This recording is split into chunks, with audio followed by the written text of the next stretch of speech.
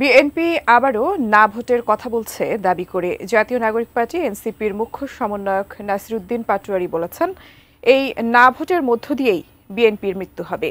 নির্বাচন যতই ঘনিয়ে আসছে ততই পরিস্থিতি ঘোলাটে হচ্ছে বলেও মন্তব্য করেন তিনি। বিস্তারিত জানাচ্ছেন তৌফিক হাসান তুহাদ।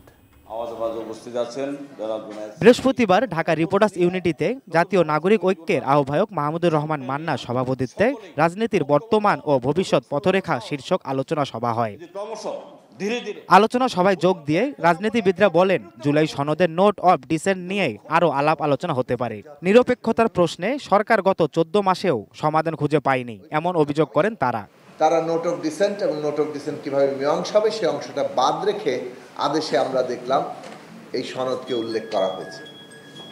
এটা তারা তো করতে পারেন না। পারেন কি? কোনোভাবেই কি এটা গ্রহণ করা সম্ভব? এটা তো সাইন ডকুমেন্ট, এটা তো কেউ চাইলেই বাতিল করে দিতে পারেন না। বন্দরগুলোর ব্যাপারে তারা যেভাবে চাচ্ছেন ডিসেম্বর মাসের মধ্যে বিদেশি কোম্পানিকে তারা তুলে দেবেন, আত্মঘাতী তৎপরতা আপনারা বন্ধ করুন।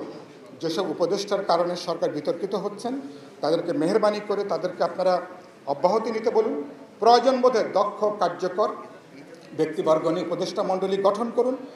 আমি আশঙ্কা করছি নির্বাচনকে যেই দিকে নিয়ে যাওয়া হচ্ছে, যে আসেন জোট করি, আসেন অমুকের বিরুদ্ধে প্রতিরোধ গড়ে তোলেন, অনেকে আদর্শ বিসর্জন দিয়ে হলেও ক্ষমতা যাওয়ার জন্য নানা রকমের হিসাব নিকাশ করছে।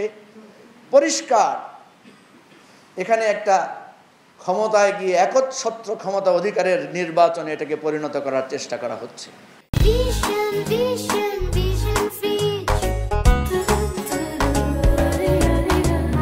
এনসিপির মুখ্য সমন্বয়ক নাসিরউদ্দিন পাটোয়ারী বলেন, গণভোট নির্বাচনের আগে হবে না পরে হবে এ নিয়ে জামায়াত বিএনপি কুতর্কে জড়িয়েছে।